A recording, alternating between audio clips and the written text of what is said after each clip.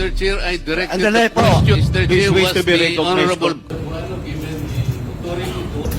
Congressman Marcolita, wait to Chairman. be recognized. Mr. Chairman, I have all the Mr. right. Chair, Ano, you the have this. question was addressed to the mandate and authority to audit accounts on the expenses or expenditures of government is only the COA. I am raising a constitutional issue before this committee, Mr. Chair. We cannot arrogate upon ourselves the principal mandate reposed to the COA.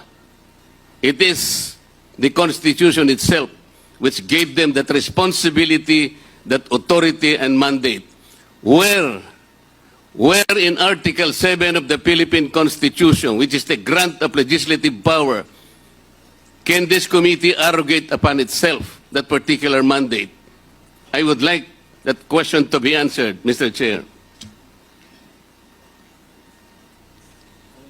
Thank you, Congressman Marcoleta. The chair would like to recognize the Honorable Congressman Paduan. Thank you, Mr. Chairman. Mr. Chairman, just to clear it out with regards to the jurisprudence that's cited by the Honorable Marco Reta with regards to Ong versus Senate. That is true, no? That the resolution of the Supreme Court favors Lincoln Ong, but that is a question of due process because Lincoln Ong was that time was cited in contempt. Now, question the case of Mr. Chair, I directed Andali the po. question to you. I am not yet finished my manifestation or answer to the query of the Honorable Marcoleta. Mr. Chairman. Mr. Please Chair, wait was to be the recognized. Honorable...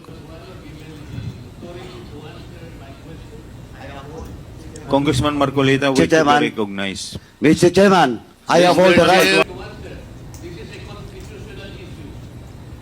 Congressman Marcoleta, let me first recognize Congressman Paduano. Before you answer, before you recognize him, Congressman Marcoleta, you are out of order. I deserve, Mr. Chair, an answer. 1 minute suspension is declared by the chair.